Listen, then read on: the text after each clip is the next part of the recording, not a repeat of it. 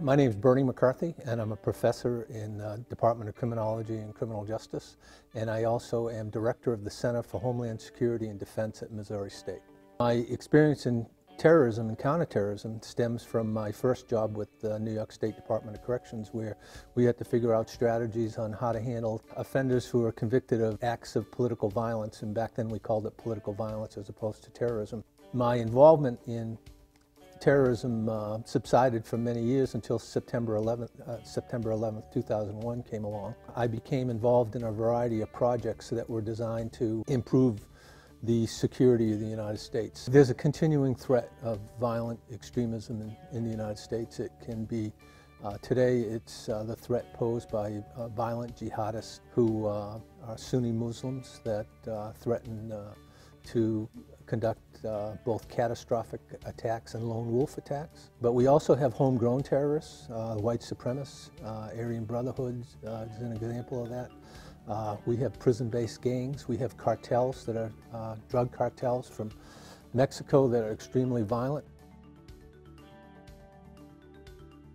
It's a complex issue, and we live in a very violent culture. The images that we have on TV and video games are ones that promote violence. And I think that the school systems are one area where we can promote positive pro-social resolution to conflict. We have people who happen to choose to follow a path that threatens the very structure of the United States of America, and I think it's in our vested interest to educate and try to prevent these things from happening.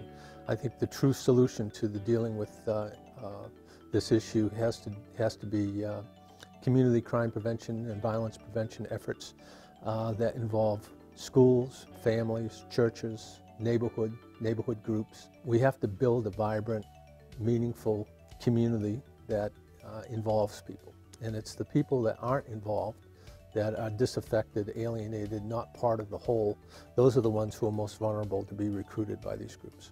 I think the notion of developing programs targeting young people is the way to go for the future.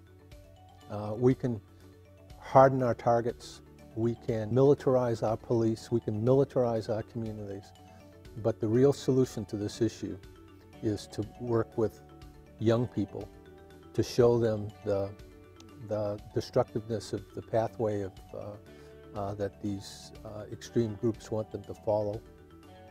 Give them opportunity, and if they have opportunity and meaningful opportunities, I think it'll pay dividends to society.